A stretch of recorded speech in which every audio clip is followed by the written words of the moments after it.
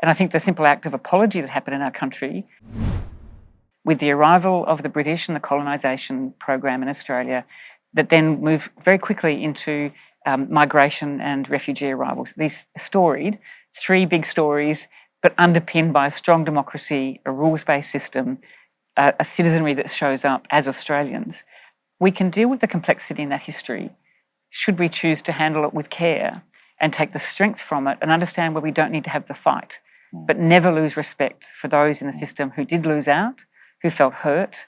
And I think the simple act of apology that happened in our country said something in that moment that it was acknowledged, that was our history.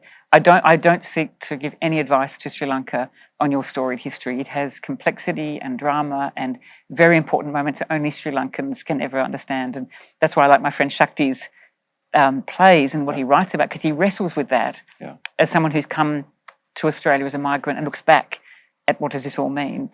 So I don't use this as a teaching to Sri Lanka. It's more of a sharing. But our form of reconciliation does require a lot of listening, of taking the best of the eldership and stories of Australia's attachment to its continent that goes tens of thousands of years ago, and think, so what's that modern component? How do we best show that?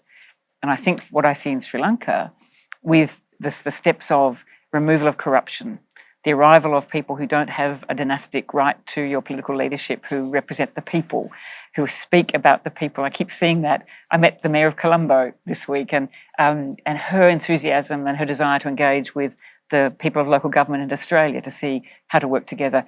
These are all moments to celebrate and to say, despite that storied past, there's something courageous and brilliant right now, and it does feel like a takeoff point. And I'd like to think that Australia and Australians are going to be working right beside Sri Lanka and Sri Lankans to achieve that, because I think we have very similar stories to share and to support one another.